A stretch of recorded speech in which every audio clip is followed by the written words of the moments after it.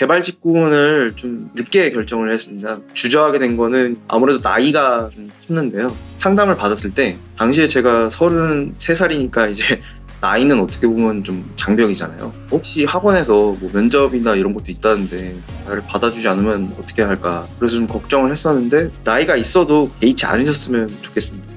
안녕하세요. 저는 웹스퀘어 컨설팅 팀에 소속이 되어 있고요. 이름은 박채원이라고 합니다.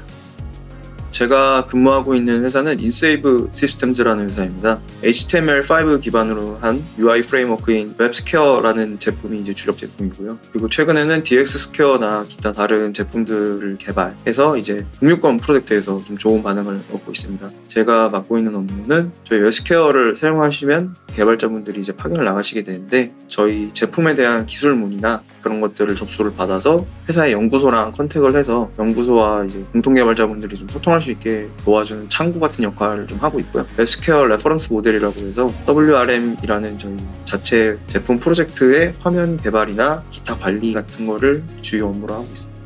제가 개발자가 되기로 마음을 먹었을 때 지원 교육을 먼저 알아봤었고요. 커뮤니티나 이런 곳에서는 3군데 정도 학원을 추천해 주셨는데 제가 봤었을 때는 그래도 KH정보교육원이 시설도 가장 좋고 그리고 강사진분들도 기술적인 부분이나 요새 트렌드 같은 부분도 좀 많이 반영돼서 교육을 받을 수 있을 거라고 생각이 들어서 KH정보교육원에서 수강을 하게 됐어요.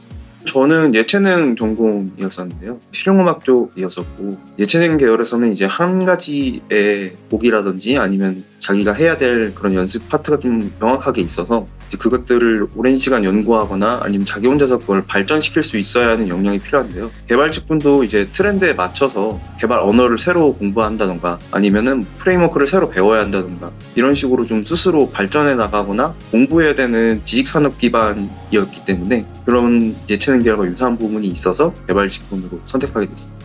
분위기가 되게 좋았었습니다. 강사님도 최대한 자세하게 알려주시려고 이렇게 노력을 해주시니까 저희도 이제 이때 아니면 약간 안 된다 이런 식으로 이제 좀 자세히 들으려고 노력했었던 점이 굉장히 좋았었던 이유인 것 같습니다. 처음 수업은 라이브러리나 아니면 기술이라든지 이런 거에 대해서 어떻게 접근을 해야 되고 해당 기술을 구현할 때 프로젝트에 어떻게 사용할지에 대한 방법 이런 것들에 대한 기초적인 틀 같은 게 잡히게 된 계기가 되지 않았나 싶습니다. 반드시 그 샘플을 만들어서 검증하는 과정이 필요하다는 걸 좀 알게 됐고 그리고 이러한 점은 지금 제가 실제로 근무하고 있는 회사에서도 고객의 프로젝트가 진행될 때 반드시 저희 프레임워크를 사용해보는 검증하는 과정이 필요하다는 걸 좀 알게 됐었고요. 저는 지금 어떻게 보면 UI 프레임워크이기 때문에 다들 말하시는 프론트단 개발을 하고는 있지만 저희 레퍼런스 모델 프로젝트를 할 때는 자바 쪽도 좀 다뤄야 될 줄 압니다. 서버 쪽에 어떻게 통신을 해야 될지도 좀 고민을 해봐야 되고요. 다각도로 생각할 수 있는 모습이 반드시 필요하기 때문에 제가 배웠었던 교육과정의 자바나 이런 것들이 큰 도움이 되고 있습니다.